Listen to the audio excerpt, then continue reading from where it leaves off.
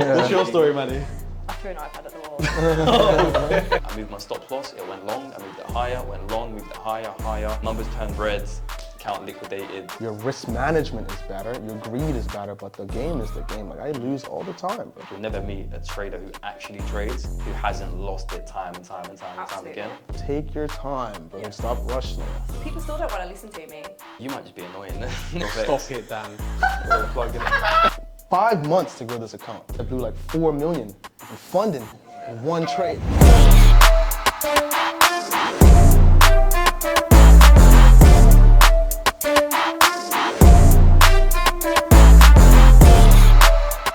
Hey guys, and welcome back to Trader Talk, and we are still here with Daniel and Cole, and we're going to be continuing the conversation. So, I feel like everyone at home watching is going to be looking at your chest like, okay, Goat. do you want to tell us the story about your goat? I feel like the goal is pretty self-explanatory. if you know, then you know. All I'm gonna say is shout out to Vault Jewelers in London. Big shout out to the owner as well for this. It's a lovely piece custom. So yeah, I'm not gonna say anything more about that. Any story behind it? Any story behind it? And I want to know about this. What is it? Look. Is that a Rolex symbol? No, he's just eating grass. He's eating Oh, grass. He's just eating okay, grass. that's- But yeah, there's no crazy story. It's just the goat is the goat. That's it. Daniel the goat. And you're the goat, so there we go. I don't know. I wouldn't quite call myself a goat quite yet, but we're getting there. Manifesting it? We're getting there, yeah. Manifesting It's it my spirit through animal. the train. It looks Yeah, good through on the him, bro. It train. looks nice, bro. Yeah. Sitting I proper. like, yeah. Vault Jewelers done a very nice job. Yeah, big ups, Yeah, big ups. Big ups to these guys. Yeah. Do you guys have any stories from your trading journey? Like Yeah. bad stories, good So stories? many. Tell us, talk to us. You wanna go first? All right, so I got a lot of stories, but I'll tell one story how I got into trading prop firms. So I used to trade personal accounts, and I had this one account. I put, I think, 5K into it, blew it all the way up. Took a little while to blow it up, and I was trying to trade slow, taking my time with it. And then I had this one trade. I think I lost like 7K on it. And it was an over leveraged trade. I thought I was going to do well, and then I immediately revenge trade, over leveraged my account, and lost $21,000 on a personal account. It took me like 5 months to grow this account. And then after that, my psychology just kind of just went, and within a couple of days or like a week or so, I ended up blowing the whole account, right? So I was kind of beside myself. I couldn't eat. I was upset, right? And then I found out about like prop firms, and I was like, bro, when I actually talked to Daniel about it, I think I blew like 4 million in funding in one trade. Yeah. Fucking out, bro. So I was like, you know what? I should probably transition from using my own capital because it like has a different psychology aspect, even though props do have certain rules around them. That's good because it like refines it. Like when I was trading my personal accounts, I wasn't as good of a trader as I am right now because, you know, it's an element of gambling because there's no one really regulated. You know, as long as you don't use like super high LUTs and you're just like eating away the equity of your account, you can play with it. You can hit certain trades, lose, whatever the case is. Prop firms is a little different, you know what I mean? So like the prop space, it's beautiful because it's allowing people to learn, get better, paying people out. It's giving a mitigation of your own risk. It's just so many elements in it. So that's how I kind of got into the space. It was a hard lesson, and in that moment, I didn't know that was going to be like the building block to just take me to that next level. Yeah. But I lost 21 bags in one day, bro, one trade. Levels. That hurt. Like, Still kind of hurts. In comparison, my story's not really that crazy anymore. But it was all relative, innit? It was my first proper day trading a live account. I was maybe 15 at the time. I remember going into school. It was lunchtime, so I went into the library. I was so excited to trade. Sat down next to my boy. I was like, bro, watch this. I'm about to make some money. Put £500 in the personal account. At the time, that was all the money I had in the world. I was making like below minimum wage at a kitchen job. So like that was like serious bread to me. The one from the video? Yeah. The video, yeah. So yeah, I put in the 5 bill, placed the gold, I think it was a gold short. Price went long. I moved my stop loss. It went long. I moved it higher, went long, moved it higher, higher. Before you know it, numbers turned red, account liquidated. And like, I didn't even know like what to feel at the time. Like my boy is like, bro, what just happened? I just aired him. I just walked out of there, and I ended up walking home. It was like a 45-minute walk, or like an hour, actually an hour and a bit walk, and I just walked home, my head down, just contemplating life. It hurts. It's like you can feel it through your body, innit? It gives you immediate depression. Yeah. I'm not a depressive person, but losing like big amounts of bread. Well, at the time, for me, it was everything. course. It just gives you on-site depression. You just start contemplating, mate, I've just been studying the markets for months on end, been working super hard. I've now lost everything. He's going to say this, she's going to say this, my mom's going to say I told you so. Like, everyone was already hating as it is and giving them more reasons to hate. So it was not a great place, but... And just watching it drop hurts. Right? Yeah. And you're like, no, it's going to come back, it's going to come back. That's how I lost the 20. It's not coming back. I was moving my stop, and then it got to the point I knew that the trade was shot, but I just couldn't do nothing. I was stuck. I was just looking at it, and I just started to cry. Like, no joke, I started to cry. It was like 6 months, and I was like, I just watched it, and the trade didn't close. The account like got liquidated. Yeah. Bro, that's the worst. And it left like a couple cents. Nah, it left like a rack because it was a bigger account. I was like, fuck, back to the bottom. Damn. Yeah. I'm pretty sure my account had like £1.28 left in it. I didn't even withdraw, I just left it. Yeah, me too. Yeah, I'm not taking it. And there's the whole thing of like, when people ask you when you first started trading, and you say, I'm a trader, and they're like, so how much money do you make then? Yeah. And you've just blown it all. Yeah. Then what happens then? Yeah, it's a weird space, mate. It's a weird space. It is, Everyone loves the question of how much money have you made trading. I don't even know, mate. Like I spent years losing money, so like Facts. it's just it's a weird space, and especially like as a trader, initially speaking, you're super excited to tell everyone you're a trader because like you think it's cool, and you don't realize the stigma surrounding how people view traders. And everyone's just like, oh, how much money you make today? You're like, nah, I lost it, bro. Yeah. Honestly, you shouldn't. Like anybody that gets into trading and comes to me and asks us questions, I always say, don't tell no one.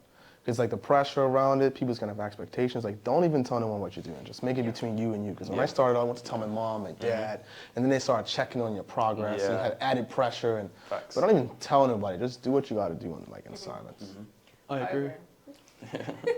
I feel like as well though, those moments are very like character building. Like It is. you have to go through that moment of fucking it all up. Like to be able to get to that new stage, I don't feel like any trader who hasn't lost it all at one point can be successful. Multiple times. 100% is. Do you You're know not what I gonna mean? lose it all once. You're gonna fuck up Yeah. a lot. Like. Yeah. It's sooner or later. You're either going to do it right at the start when you have a new account, or you're going to do it a couple months down the line on funded or with a payout, or like at some point you're going to make a mistake. So it's just about learning to deal with that level of loss and learning to like overcome that in terms of psychology. And it really is character building. Like you'll never meet a trader who actually trades who hasn't lost it time and time again. And the game's the game, you know. Game Like I is tell the a lot game. of people, bro, just because you got to a level of mastery or like, you still take losses. You know what I mean? The market still does what it does. It's just you are better, so you regulate yourself better. Your risk management is better. Your greed is better. But the game is the game. Like I lose all the time, bro. I take winners all the time. It's just I identify what I'm doing now. I'm aware and I'm like more long term. Like before, when I first started out, I wanted to buy a Lamborghini. Like I had it up on my wall, just looking at it every day. I was like, you know, now I'm more so like, I'm more process based. You know what I mean? I'm aware, like, you know, every time you open a position, anything can happen at any moment. As long as you got your risk defined and you're just kind of sticking with your plan, even if it doesn't go as planned, it's a good trade. You know what I mean? You take your setup and you walk away. I like that. How do you guys manage your risk? Like, what is your risk? Because I feel like having a strategy is one thing, but then a risk management strategy is a completely different thing. What is your perfect risk management strategy? So I keep my risk super simple. It's the 1% rule. Max one trade per day or 1% risk per position. That's it. Take one trade, you lose it, you're out. Doesn't care. Like, doesn't matter what the market's doing. I'm just out. That's it. And then beyond that, I have a 3 losing trade per week rule. So if I lose like Monday, Tuesday, Wednesday, I won't trade Thursday, Friday. And then beyond that, if I'm having a really bad month, I have 2 consecutive losing weeks, I'll stop for the month. And that limits me to like worst case scenario. If I just go on an absolute shit show for the month, I'll only lose 6% because it would have been just three losses, and then that's me done. And that's just me trying to protect my capital, because once you get to the live funded stage, the last thing you want to do is give your money back to the prop firm. It's We've just all long. been there. All that work. Yeah. But when it comes to like funded accounts, evaluations, like once you have a little bit more capital, you can trade a little bit more aggressive. Maybe trade 2%, 2.5%. Maybe scale into positions here and there. But that only comes with the cushion of having funded and having other income. But like for new traders, I'd say trade 1%. If anything, right now we're in the golden prop firm era where like equity edge is no minimum trading days. So you have got all the time in the world. Even if it takes you 5, 6, 7 months to pass an evaluation, trade 0.5% risk and just run it out. You'll get funded, you'll make your money, and like it will be worth your time unless you blow it. One thing I used to tell this guy all the time, and a lot of people, is like, when you're rushing so hard to pass an evaluation because you want to do it in a quick duration of time, actually drags out your timeline because you're going in circles. But if you just took the first one slower and you put it over like 3 months, you would have passed it. Facts. He got me into funded accounts because I was doing a live accounts. But for me, my risk is all about my entry point. I have a max risk of like probably 1.5%, maybe 2% dependent, but not really 2%, usually like 1.5%. But if I get into a nice trade right in manipulation, and I feel like immediately this trade should start going in my favor, sometimes it's even like 0.5% per trade. So like, it just depends on where I'm getting in. And I give myself my initial trade, and if I'm wrong, I always give myself a second chance to be right. And if I'm wrong the second time, I'm kind of like done, because I'm scalping more so it's like very much discretionary decision like in that moment, you know? So sometimes you could get wicked out when you're doing like, you know, manipulation type trades. It could just kind of wick back on you, like, all right, fuck. So you're like, all right, man. So you kind of give yourself a second chance. But once I get to like max 2% for the day, you gotta call it. And then if I come back the next day and I lose, I'm done. So if Monday, Tuesday, I'm out for the whole week. Because based on my past data, I can't handle it, you know? And everyone's different, you know what I mean? I have to like literally recalibrate me. Like the markets could be even about to give crazy and it looks good, but like I'm gonna try to chase it down, so I have to stop myself until I feel calm. That could take me a week, it could take me 2 weeks, I could go check Dan or do something else, or it could take me like a couple of days, you know what I mean? But whenever I feel like I'm regulated and I'm ready to make a high executional decision, because trading is like decision making, you know what I mean? Until I'm back at that even kilt, I don't even look at it. I just leave it alone. It's like a drug, you just gotta get off it. I absolutely love that discipline from both of you. What do you do to keep yourself so disciplined? Because obviously we're all human. We go off on our tangents and we forget our systems. What do you do to keep yourself so disciplined? The gym, bro. It's just looking back at years of losses. Like I wasn't always disciplined. I didn't come out the womb just following my trading plan. I broke that for 3 years. I went in circles for 3 years, and I just, after a while, you start to understand that these decisions and these actions and listening to these impulses are going to lead to these outcomes, and I don't want these outcomes. I've seen the outcomes. I hate them. So it's just, there was no other option. I either stop trading or I follow my plan. So I just had to start following it. But outside of that, you got stuff like consistent cold showers, like ice baths, hitting the gym, reading, meditating, all the cliche stuff, but it actually does help and it does have an impact. But you get tired too. Because you understand, like after a while, like Daniel said, like what you've been doing for so long doesn't work. You're like, bro, if you really want to do this, like you have to fix something.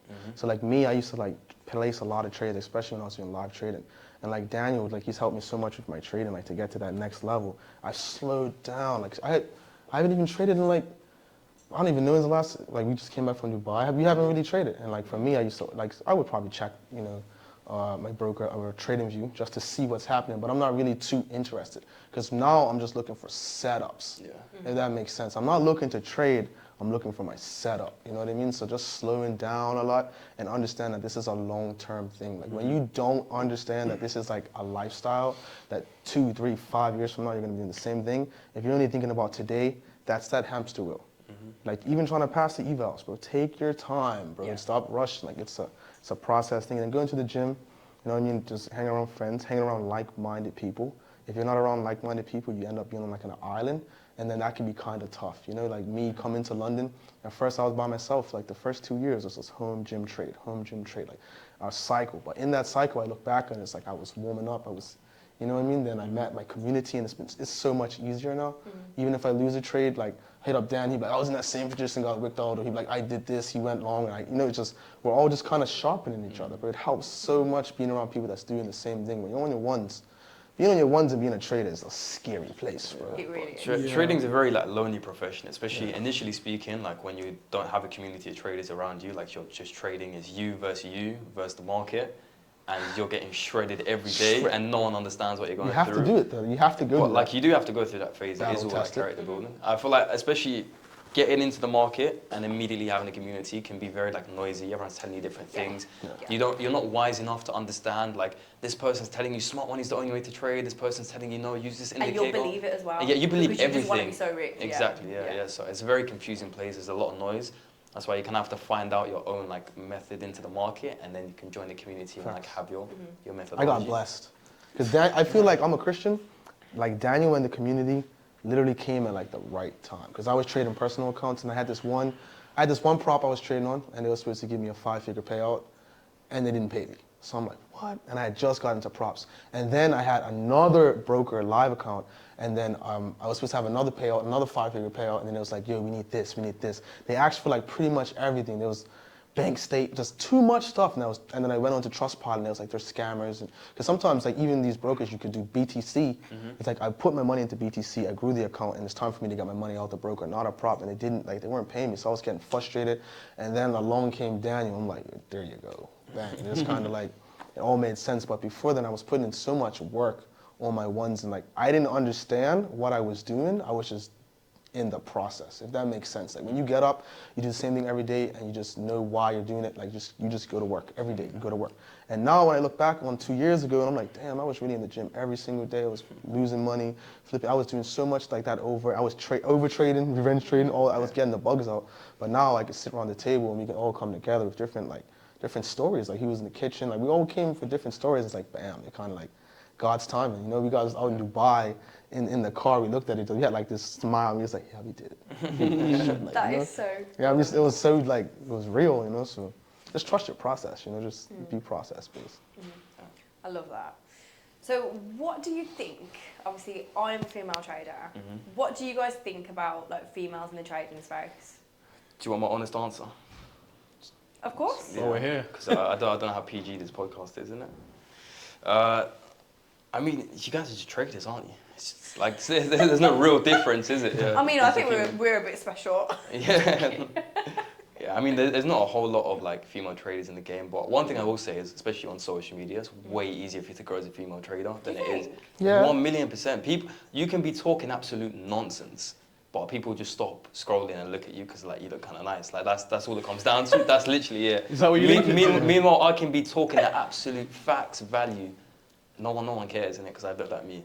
But I feel like, so obviously I am very real about like my experiences and how hard trading is, and I feel like because I'm so real about it, people don't want to listen to me, even if like because I am a female. Yeah. People still don't want to listen to me. Yeah, you might just be annoying in general. But I feel like That might just be you. I feel like if you're showing numbers though, then they have no reason not to believe you. Yeah. But it's the thing of people just want to believe that it's like you can get rich quick. People don't like to believe that it's going to be difficult, If and someone's especially telling you when it's hard, people exactly don't care. when you push the narrative that trading's difficult, 98% of traders fail, most people lose their funded, so on and so forth. No one wants to hear that because it doesn't align with what their belief system is and what they want to believe. Because they want to believe they're going to come in, make a bunch of money, buy a Lambo, etc., etc. And So what you're saying, if I buy a Lambo and start they'll love posting you. about it, Yeah, they'll love you. Yeah. They'll call you a guru. Yeah. I'll leave that one to you guys. But no, I think in the trading space, like we need more females. Like there's just none of us. But like, I honestly don't think it matters No, whether I or don't not you're like. Well, human beings, you're bro, just like- trading, innit? I guess so. they say women are like more emotional, Yeah. so it's harder to be a trader as a woman because you know it's an emotional But thing. see, people have the opposite of that. Because we That's kinda are true emotional, still. we can make better decisions. I don't know about that one. I think people just deep it like what's the difference between a guy and a girl? Like if you're an intelligent individual, you're intelligent. If you're like lacking a little bit, you're like girl, guy, whatever the case is. I think you guys kind of have a little edge being female influencers because it's less. It's like a sample size. Yeah. It's me, Daniel, and a bunch of just guys. Yeah, yeah. For girls, it's That is less a good of you, point. and if you're a successful girl and you have beauty, bro, you don't even have to. Exactly. You don't have to really even trade. You can just- It's more like it's like the rare unicorn Yeah. syndrome in it. It's like, oh, like who's this girl? Oh, she's fit. Oh, she trades as well. And it's like the trader's fantasy of, oh, I wish my missus would trade. That's what it comes down to. Really? they're not even Yeah, listening to you. They're just looking furthermore. at you. They're not even listening. Like, damn. Any female traders, hit me up in it. IG. It's Daniel FX. Stop it, Dan. Plug in it. Stop it. No, even us at Equity Edge, we've got a growing community with female traders, and I just feel like females tend to not feel comfortable coming into a masculine-dominated market. Absolutely. I always say, and I had this discussion on another podcast before, I feel like women in trading, we are very much alpha. Like, you could tell me something and I will come straight back at you. Like, I am not scared to tell you what I think and how I feel. Whereas I feel like that is very common within female traders. Whereas females who may not be in the trading space, they might be scared to talk up in a room full of men. Yeah, I feel like you need masculine traits to be a good trader. Like the emotional management, the discipline, all of that stuff is semi like masculine. But they say so, like, men are more of they've got more of a gambling mindset than women. yeah, that might be true. But again, I feel like there isn't much of a difference between, like you said, there isn't much of a difference between the females and the males in the trading space. We all lead by ego, and like I will happily say that, like I don't care. But we are very ego dominated. I feel like as males or females across the trading industry. Bro, to be a trader, you just gotta be a G. You can't be soft. Good answer. No, but because it's true. lost acceptance. It You is. gotta be a G. You can't be soft. Oh, I just, bro, no one cares, bro. The market does. I learned very fast. The market does not care about you, bro. Facts. You gotta be a G. You gotta be stone cold, and you gotta be ready, bro. Like, yeah, I lost it, whatever. Firm it. Yeah. Tomorrow, That's it's it. back. And that's what I mean about the character building. Yeah. You've got to build that strength. It will build it for you. If you don't want to build it, it will build it for you. Yeah. Yeah, it Stick will. around long enough, even if you're just like raw gambler in the casino. Yeah. You see a guy that's been in there for years. He's a vet. This man's down hundreds of K. He's like, it's good, bro. Don't worry. Yeah, no, it's true. It comes back to the whole psychology side of things. It's like when we first started Equity Edge, myself and Tris, we sat around a table and we were like, what do prop firms not have a lot of? And that's when we introduced that's when we came up with the idea of mindset management. Yeah. Love that. And then of course that's when all the research started, looking into traders, speaking to them, asking them questions, and it all came down to mindset management. Because strategy was there. It was just the mindset side. And yeah, after implementing that, I realized that when people are stuck behind the screen all day, not speaking to anyone and just trading, blowing accounts, buying another one, blowing it, buying another one, like they need someone to speak to. Yeah.